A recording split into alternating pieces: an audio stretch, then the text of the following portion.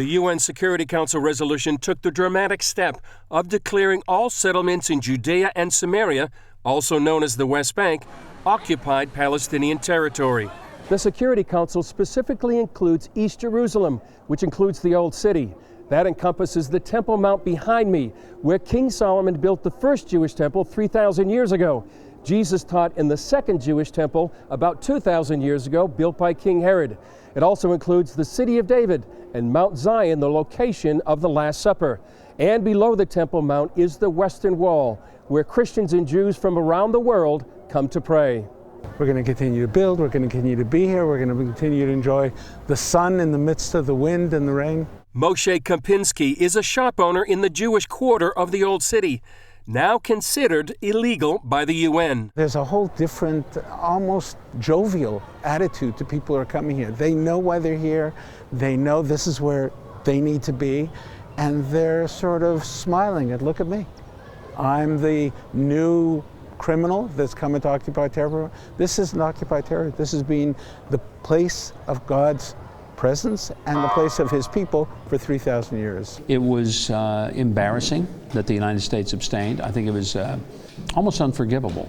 Former governor and presidential candidate Mike Huckabee told CBN News that the U.S. abstention betrayed its friend and ally.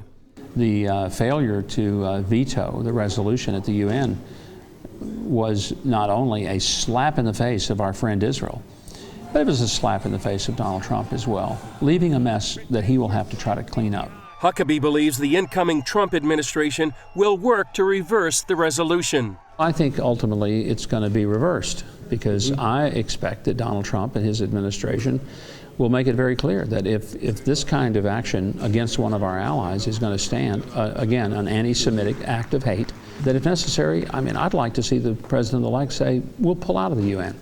Trump has already sent positive signals to Israel with the nomination of David Friedman as U.S. ambassador to Israel and calling for the U.S. embassy to be moved to Jerusalem.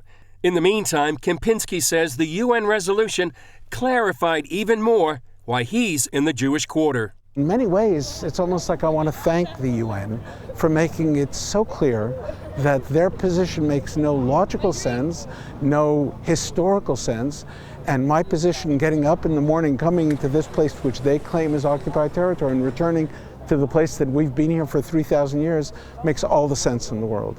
And there could be more. In the last days of his administration, many fear President Obama might try another move to delegitimize Israel. The most likely opportunities would be at the upcoming Paris Peace Conference on January 15th, or some other resolution before the Trump inauguration on January 20th. Chris Mitchell, CBN News, the Jewish Quarter, Old City.